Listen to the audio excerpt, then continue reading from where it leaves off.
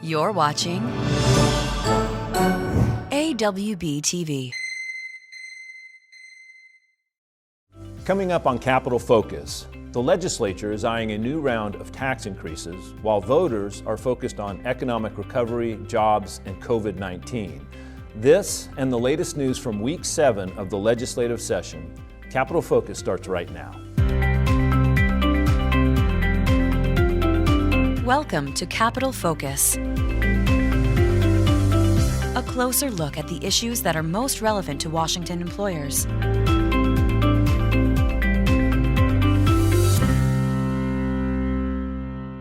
Hello, I'm Dave Maston. Welcome to Capitol Focus, where we bring you the highlights of this year's legislative session. We have a lot to cover in this week's top news, so let's get going. Governor Jay Inslee has pushed the pause button on the state's reopening plan. All regions of the state are in Phase 2 now, and have been for several weeks. Officials continue to develop what comes after Phase 2.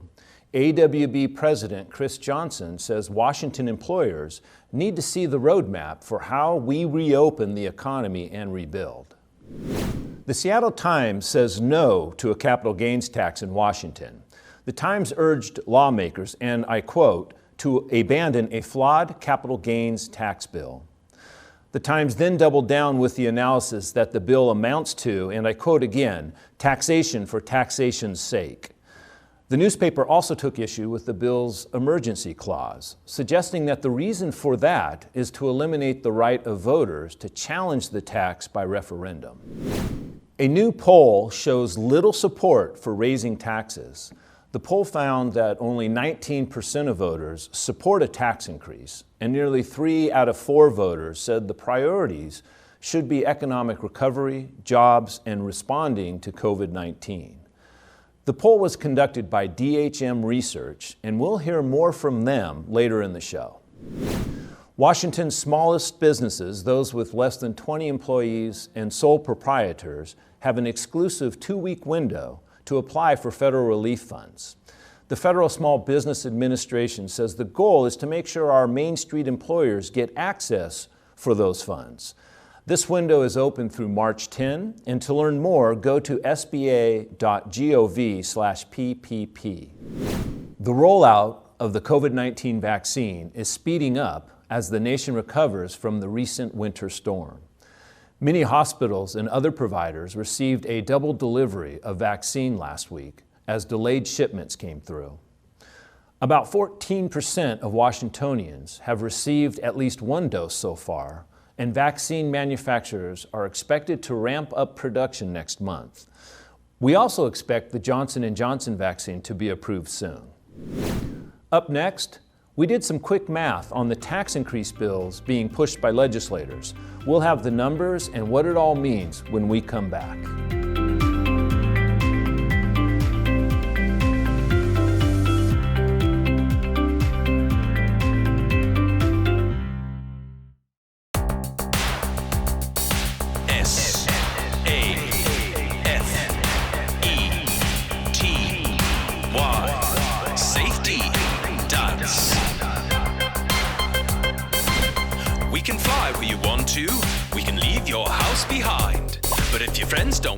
Why don't they mask? Well, they won't fly this airline. You can fly if you want to, 'cause we do safety right. We have air that's clean and disinfectant machines zapping germs like an arcade space fight. And we dance to the dance, do the dance. Everybody wash some hands. Do the dance, while always wearing a mask. Do the dance, do the dance. No, seriously, please wash your hands. Do the dance, do the dance. Have the filters cleaning commence. Alaska Safety Dance. Alaska Safety Dance. Alaska Safety Dance. Welcome back to Capitol Focus. And now, the close-up. Welcome back. Over the past decade, Washington's state budget has almost doubled. 10 years ago, the state's 2-year budget spent $31 billion. 5 years ago, it was $38 billion, and today's budget is $52 billion. The legislature now has 2 budget proposals, both suggests spending about $56 billion over the next 2 years. So in 10 years, the budget has grown by $25 billion. Now, some say that's too much, some say it's about right, and some say the state needs to raise new taxes and spend more. How much more? Turns out it's a lot more. For more insight, we're joined by Tommy Gantz, AWB's Government Affairs Director for Tax and Fiscal Policy. Tommy, thank you for joining us today. Thanks, Dave. A lot of discussion in the legislature about tax increases. Can you give us kind of an overview? Yeah, there's more than a dozen major tax bills out there. The 4-year tax liability for businesses will be roughly $15 billion. And how many bills are there that are the major tax increases? Just over about a dozen. Okay. Seems like a lot. 15 billion is definitely a lot. Is it likely that those bills will all pass, or is there some percentage of them that you expect to pass? No, in reality, probably very few of them are going to pass. The concern is the major tax modifications.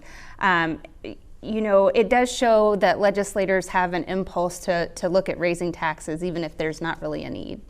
Okay, so a dozen bills, 15 billion over 4 years. Let's take this opportunity. Let's hear from some of the employers in our state. That'd be great. Now is not the time for new taxes. Let's focus on what's important, our business climate. Recently, they raised the B&O taxes. They've increased taxes through paid medical leave. They had changed the employee exemption laws. Now they're talking about implementing an income tax. They shouldn't be adding burdens to our businesses. They need to be providing relief and help to get through this year. The state revenues have gone up dramatically in the last few years. I think they've got enough money. It's not a revenue problem, it's a spending problem. Look, it's time to start living within our means. Those are some strong words there. Let's take the next step now. We're going to look at, there's several different proposals. What are like the main proposals that the legislators are looking at? Well, the main one we're watching right now is the capital gains tax. There's a couple of different versions of this bill, some at 7%, some at 9.9%, all problematic. Okay, and what are you hearing from folks with concerns? One of the primary concerns is that there's an emergency clause included in this language that would prevent the people's right to referendum. And we also believe that this will set the groundwork for a state income tax. Okay, so we've got employers that we're going to interview here that have also going to share some of their concerns, so let's go ahead and go to that. I've spent over 30 years, 6 and 7 days a week working in this business, 1 or 2 shifts a day. I never took more than a simple salary from the business. Everything that was made was reinvested in the company. So all my overtime and all the time I've put in has never been taken. It's here in this business. So I've already paid the tax on all that money over the years. I paid all the taxes that was due and it's been paid. So now if I want to sell this business to get my retirement, because this is where it's at, then I'd have to pay an additional tax. I'd end up essentially being double taxed on that money. I need to sell my business to fully retire, and a capital gains on the sale of my business would further cut into the money that Shirley and I have to retire on.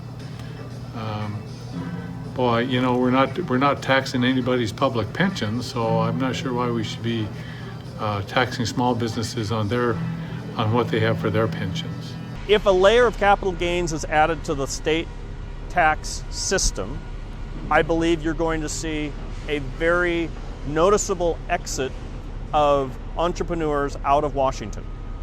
I think that's almost a given, an assured fact. That's a message legislators should be hearing. Okay, we've covered capital gains. What's next on our list?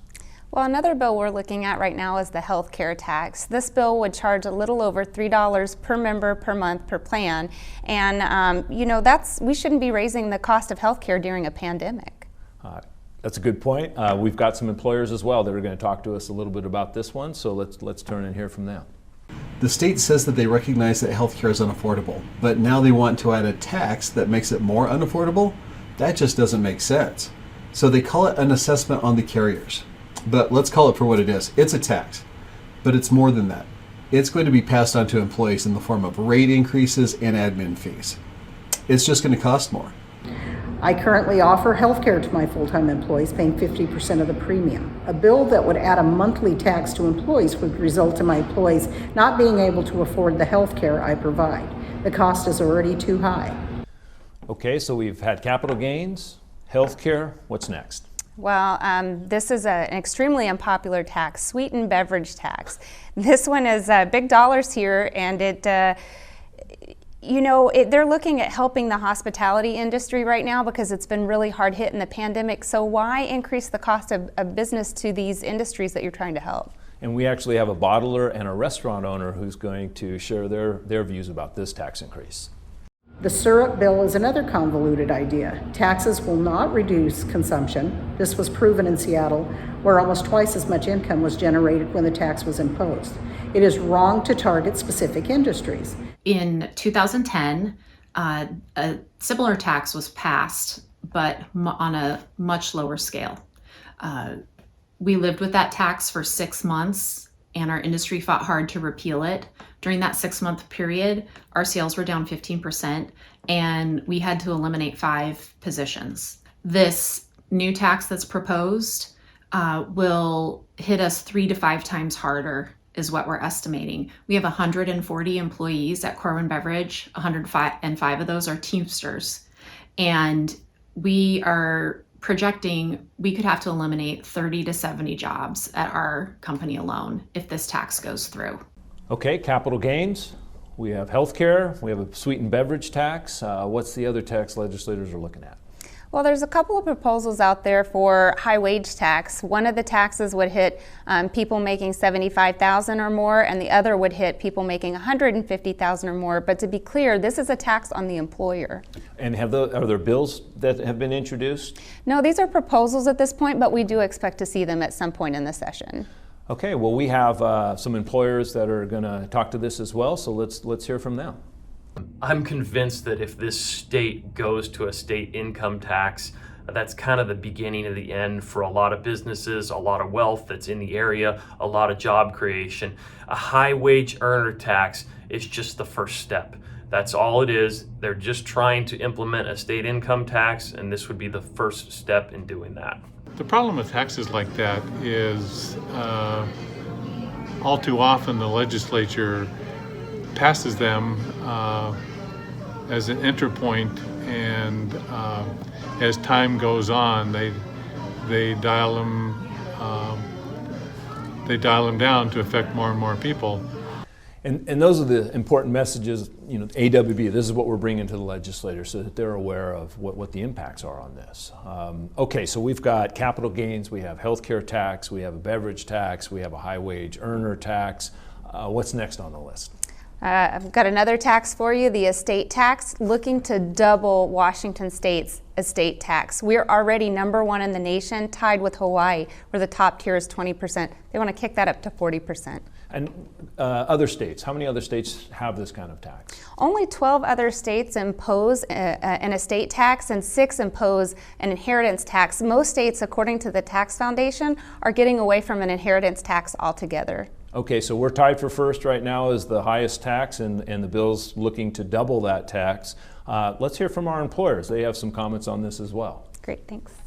An estate tax is one of those things that always impacts small businesses and the people that inherit those businesses disproportionately.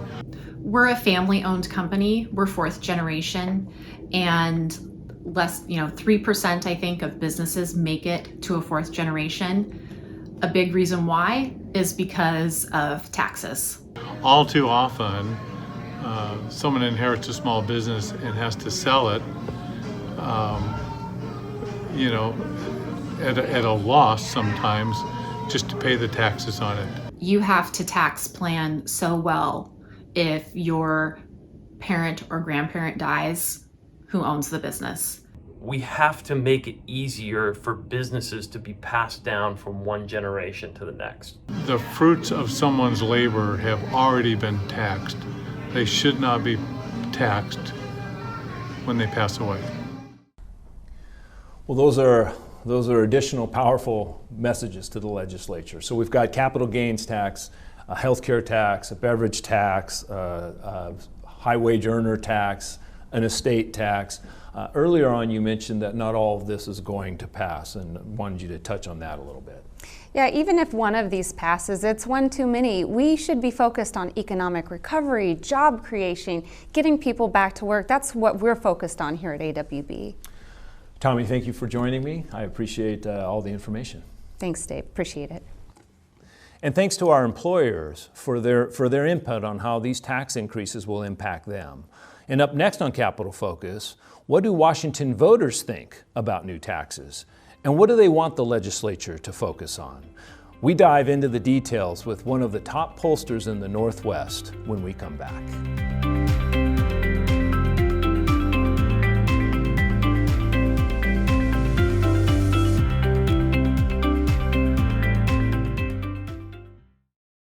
Employment laws change so often. How do I keep up? Is my business compliant with ADA guidelines? How do I protect my intellectual property? There's rules for performance evaluations. What are the new safe and sick leave rules? If there's an accident on site, are we covered? I can't afford a lawyer. Where can I turn for help?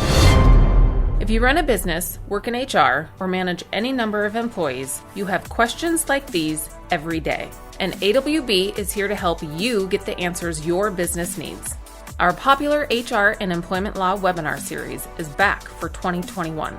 We've assembled some of Washington's best employment law experts to help you navigate the changes and updates to our state's sometimes complex legal landscape.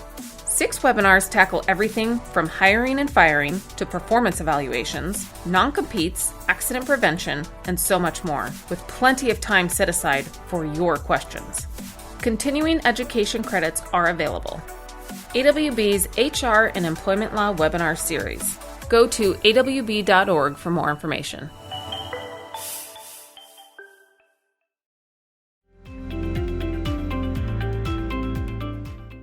Welcome back. This week we're going to check the pulse of Washington voters. They've been through a lot over the past year with COVID-19, the impact on our families, the closure of schools and businesses, vaccinations, and the slow move to reopen. So what's the mood? What's the direction? What's important? Here to help us learn more is John Horvick, Director of Client Relations and Political Research at DHM Research. John, welcome to Capital Focus. Hey, pleasure to be here.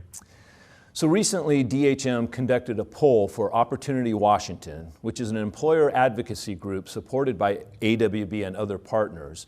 I understand the poll surveyed 800 Washington voters, and it was from February 3rd to 7th.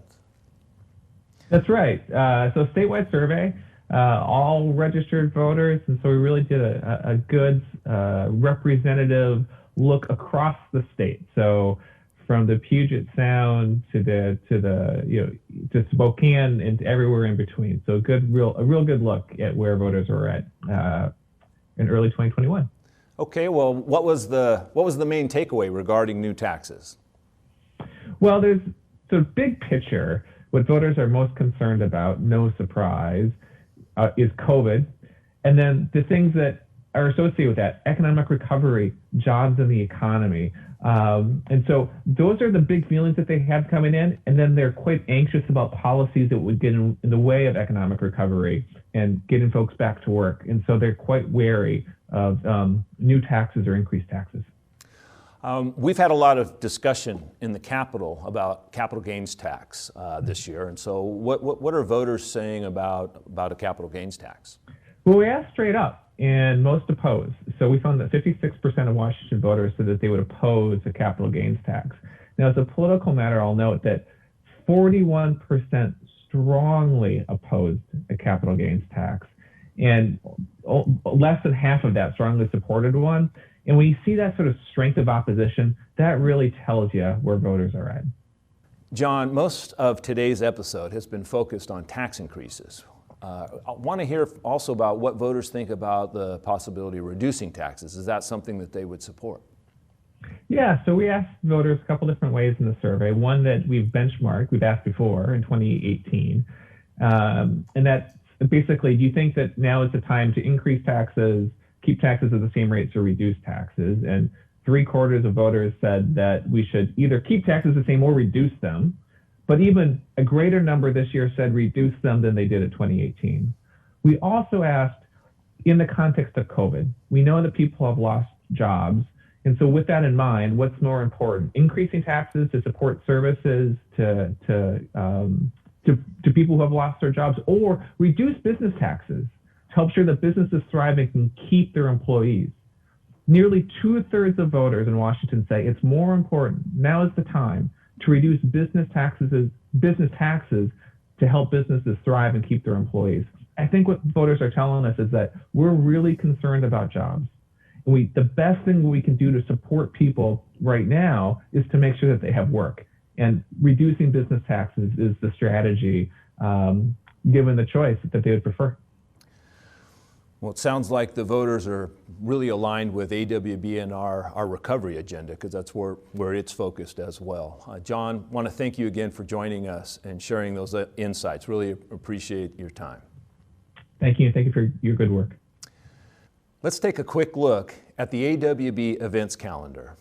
Our popular HR and employment law webinar series continues on March 3rd, focusing on how to build and maintain a professional employee handbook. This Thursday, our virtual lobby lunch continues, and we'll hear from Cami Feek, the Acting Commissioner of the Employment Security Department. To register, please contact Leave Johnson at leavej@awb.org. Join us March 9th at 11 a.m. for a webinar on unemployment insurance tax relief. We'll be joined again by Acting Commissioner Feek from the Employment Security Department and AWB's Bob Battles. They'll cover the highlights from the legislative session and how it impacts employers. There's no cost to register. Mark your calendars for May 12th. That's our annual spring meeting.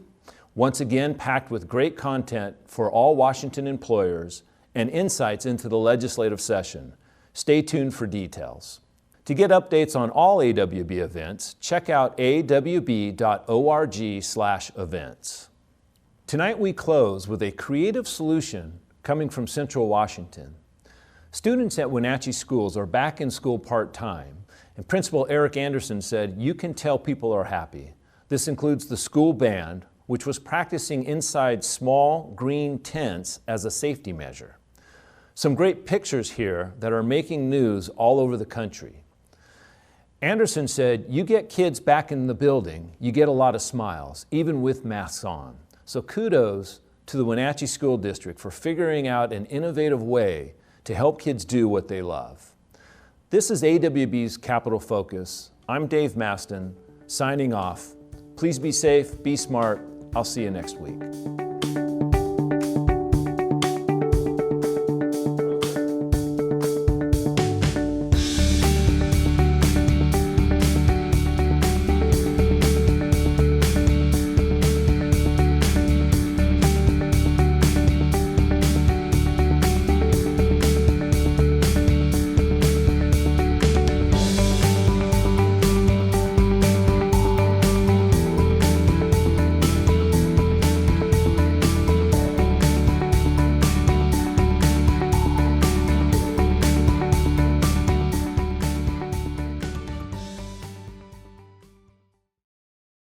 Thanks for watching